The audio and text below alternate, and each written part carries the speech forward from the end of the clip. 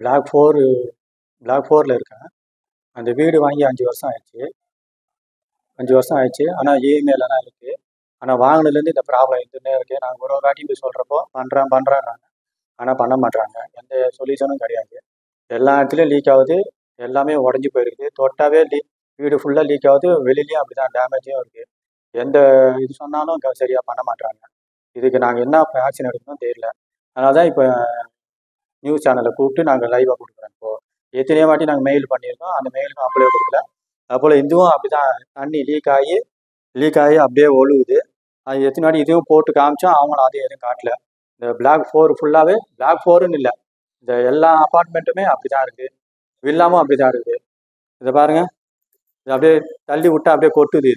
இதை பாருங்கள், இது எடுத்தால் அப்படியே தொட்ட உடனே கீழே ஒழுகுது பாருங்கள். இதுக்கு நாங்கள் என்ன பண்ண பதில் சொல்ல எனக்கு புரியல.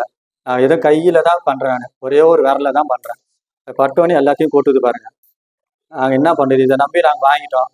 பாசியோன்ற பேரை சொல்லினால தான் நாங்கள் வாங்கினோம். இல்லை நாங்கள் வாங்கிக்க மாட்டோம். அது பேருக்கோசம் இவ்வளோ வாங்கணும். இதுக்கு மேலே நாங்கள் என்ன பண்ணுறது எங்களுக்கு புரியல.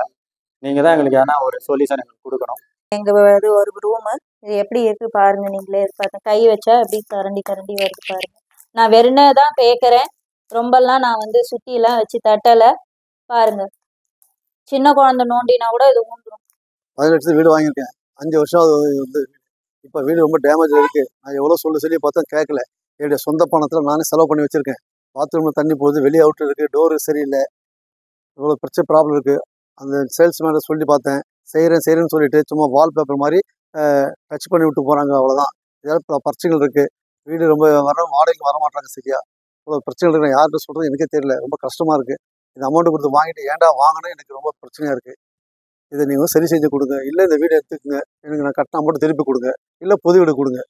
பாஷ்யம் வந்து ஒன்லி இங்கே இருக்கிற ஓனர்ஸுக்கு ரீஃபண்ட் தரணும்.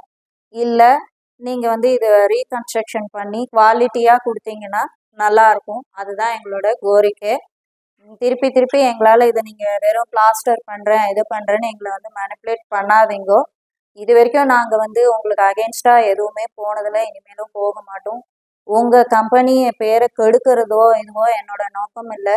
நான் வந்து பையர். ஒரு 500 ரூபா ஷர்ட்டு வாங்கி நீங்கள் அதை வந்து ஃபஸ்ட்டு வாஷில் கலர் போச்சுனாவே நீங்கள் அந்த கடையில் கொண்டு போய் கொடுத்து ரீஃபண்ட் வாங்குறீங்க, இல்லை வேறு ஷர்ட்டு வாங்கிக்கிறீங்க.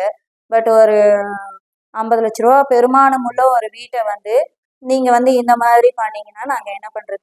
திருப்பி பிளாஸ்டர் ஒர்க்கு ஊந்துக்கிட்டு தான் இருக்குது.